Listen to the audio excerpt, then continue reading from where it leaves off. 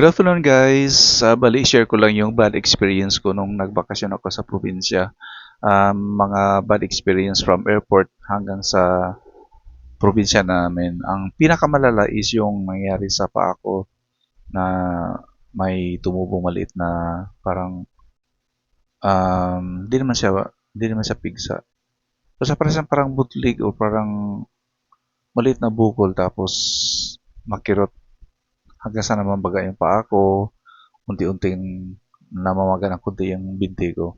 So, again, nandito na ako sa Antipolo at yung unang video ko ay sa isang account ko na YouTube channel, yung Pinoy Antipolo. Yun ang part 1 ng bad experience ko. So, yung part 2, ito ngayon, sa pangalawang account ko dito sa YouTube channel, Kalahing Pinoy. So, kaya ng sinasabi ko yung unang or yung part 1 na video ng bad experience ko sa bakasyon. Bali, kagaya yung sinasabi ko na magpatingin ako ng doktor. Tapos, at saka sa albularyo. Then, today, March 22, 2024, nagpunta ako ng doktor. Nagpa-check up ako sa isang public hospital. Wala naman sinasabing malala. Basta tinignan lang niya yung affected areas or affected area ng right foot ko. Tapos, sabi niya is, bigyan na lang kita ng antibacterial.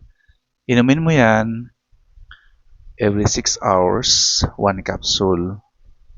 It is 500 milligrams. So, ito yun.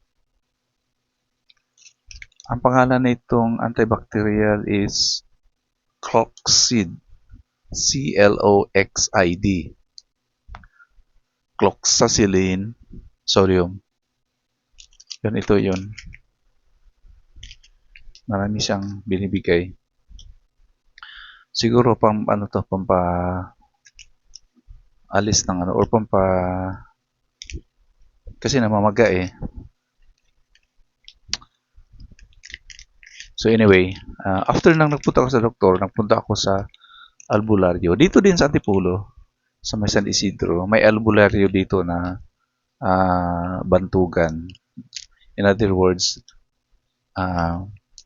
kilala.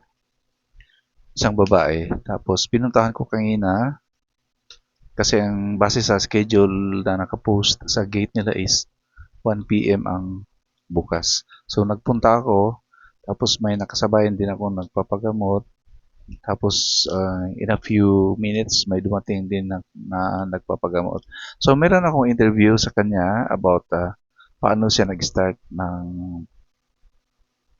paggamot. Anong nangyari? Abangan nyo na lang at ipopost ko yung part 3. So, kunting kalaman din sa nangyari sa right foot ko. Bali, parang hinulaan lang niya. Tinignan niya yung palad ko. Tapos, parang binasa lang niya. Tapos, inihipan niya. Tapos, sabi niya, parang may tinamaan akong nilalang, siguro nilalang, mga elements sa isang malaking puno na mausbong yung mga sanga, yung mga dahon. So, doon nangyari. So, tugma din dahil nagpunta ako sa dalawang malaking puno na yon. Akasya yon, malaki. Tapos, nagbi-video ako. Kinukuhaan ko kasi ang ganda-ganda talaga niya eh. Malamig. Actually, hindi ako nag-open sa kanya kung saan ako nagpupunta nung sa bakasyon ko. Kasi ang sabi niya, paano nangyari yan? Sabi ko, kasi nagbakasyon ako tapos ayan, biglang may tumubong maliit na bukol tapos ayan, makirot, amaga, ito ngayon. Tapos tiningnan niya, yun ang yan ang sinasabi niya sa akin na may elemento akong siguro naapakan or na anuhan. Hindi naman sinasadya. Which is, naniniwala din ako sa mga ganyan na may elemento tayong kasama dito sa lupang ito. So, again, may video ako, kunting interview sa kanya kung paano siya nag-start ng gamot. Panoorin nyo na lang. Pwede na yata kasi ang schedule is 1 p.m. Ang oras ngayon is 1:10 na. So puntahan na natin yung gate ng Manggagamot. Ayan, naka-open na siya. Nandito na tayo sa loob ng Manggagamot at tingnan natin kung ano mangyari.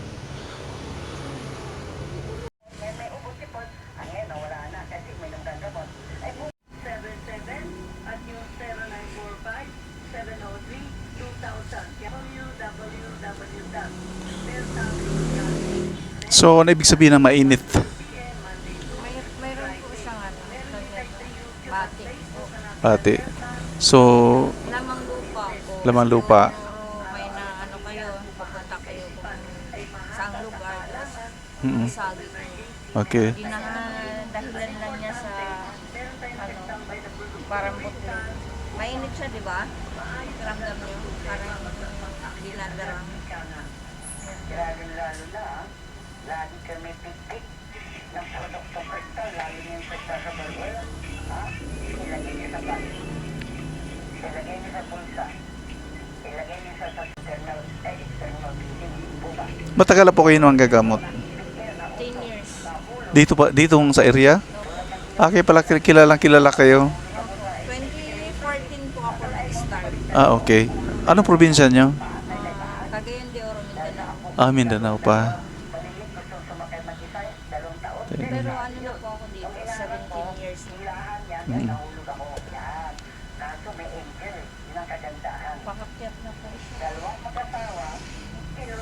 Oo nga, dito medyo na... Umpisa dyan. Maliit na maliit. Maliit na parang butlig. Parang, kung sa Bisaya, butoy. Tapos, Kaya sabi sa'yo po, kumikirot sa Tagbilaran. papa ko po kay Tagabahod. Okay. Sa Mabini. Mabini. Okay. Vallejo sila. So, Mindanao lang po kami nakagawa sa mama ko na taga Mindanao. Mm-mm. Uwi sa bahay, anong ginawa niya? Lingkod, anong ginamit? Crystal. Okay lang bang malalaman kung paano ka nag-umpisa?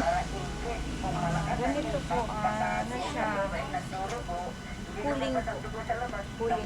Calling mo. Okay. Una po, mayroong Mama Mary. Sinundo namin sa Araneta. Pero yung nagdala nun ay magiging ano na siya, malapit na siyang ordinahan na pare. Pero yun ay taga Bohol. So hindi ko siya kilala. Ngayon yung pinsan ko, siya yung nagyaya sa akin na ano nga, ganun yung gagawin. Sabi ko, paano natin malalaman? Sabi niya, may birhen. Si Mediatrix po. Mediatrix. Yung sa Lipa. Lipaol. So, ako yung unang nakakita. Sabi ko, ate, paano natin malalaman yun? Sabi niya, dalawa. Ang isa, magiging pare ng ordinahan. Yung isa, parang ano niya, assistant. So, sa madaling salita po, nakita ko. Pero before po talaga siya ipasok sa sasakyan, nag-wish po ako. Sabi ko, bigyan niyang power yung kamay ko para sa pamilya ko, lalo na sa anak ko. Kasi may special child po ako anak.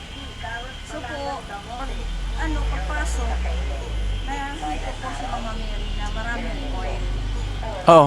Alam ko meron siyang chapel sa may... Batangas po, Oo, may chapel siyang nilagay. Kasi yung si Mama Mary is binili ng isang private sector. Tapos nilagay niya sa isang chapel. Nag-ano siya ng oil. Nag-produce ng oil lahat ng katawan. opo. So, ako po, ganun po yung wish ko. Pag mahuwa ko sa ulo, papunta sa baba, sabi ko, Father yung tawag ko na doon sa nagdala. Sabi ko, Father, naglalabis po ba si Mama Mary? Sabi niya, oo, ano na pa yan? Itong pinsan ko, maano yung bibig. Hindi naman niya naglalabis, binigyan lang siya ng lens lang ni Father nilagyan. Sabi ko, hindi po talaga ate. So sa madalit salita po, 3 o'clock, dumating kami sa bahay ng pinsan ko. Nag-pray rosary kami. So yun muna ang ating part 2 sa pag-interview sa albularyo Bali, ikakat ko muna and then i-continue ko mamaya dahil ayusin ko pa. If I guess ito yung second account ko na YouTube channel na ang pamagat ay Kalahing Pinoy. Please subscribe, like and share, pati notification bell para updated kayo sa susunod na video. Maraming salamat and God bless.